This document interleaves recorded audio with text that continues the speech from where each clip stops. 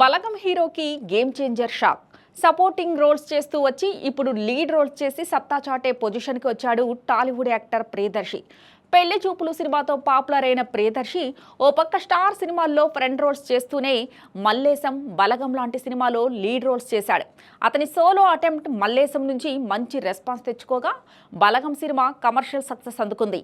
వేణు ఎల్లండి చెప్పిన కథను నమ్మి బలగం సినిమా చేసిన ప్రియదర్శి సూపర్ సక్సెస్ అందుకున్నాడు. అదే కాదు, ప్రియదర్శి చేస్తున్న సోలో సినిమాలన్నీ కూడా ప్రత్యేకమైన క్రేజ్ తెచ్చుకుంటున్నాయి. ప్రస్తుతం నాని నిర్మాణంలో కోర్టు సినిమా చేశాడు ప్రియదర్శి. ఈ సినిమా ప్రమోషన్లో భాగంగా Ram Charan game changer cinema గురించి ప్రస్తావించాడు. శంకర్ డైరెక్షన్లో దిల్ రాజు నిర్మాణంలో తెరకెక్కిన గేమ్ చేంజర్ సినిమా ఈ ఇయర్ సంక్రాంతికి రిలీజ్ అయింది. అయితే సినిమా రిజల్ట్ గురించి అందరికీ తెలిసిందే. గేమ్ చేంజర్ సినిమాలో ప్రియదర్శి కూడా ఉన్నాడు. 25 రోజులు డేట్స్ దాకా ఇచ్చానని, కానీ సినిమాలో తను 2 నిమిషాలు కూడా లేనని అన్నాడు.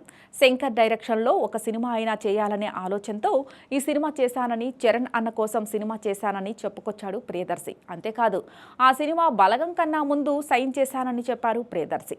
తెలుగులో ఎలాంటి పాత్రలకైనా సరిపోయే నటుల్లో ప్రియదర్శి ఒకరని ప్రూవ్ చేసుకున్నాడు. ఓ పక్క స్టార్ సినిమాల్లో సైడ్ రోల్స్ చేస్తూనే తన లీడ్ రోల్స్లో సినిమాలతో అలరిస్తున్నాడు. కోర్టు సినిమాతో తన పాత్ర బాగుంటుందని, ప్రతి ఒక్కరూ సినిమా చూసి సర్ప్రైజ్ అవుతారని అంటున్నాడు ప్రియదర్శి.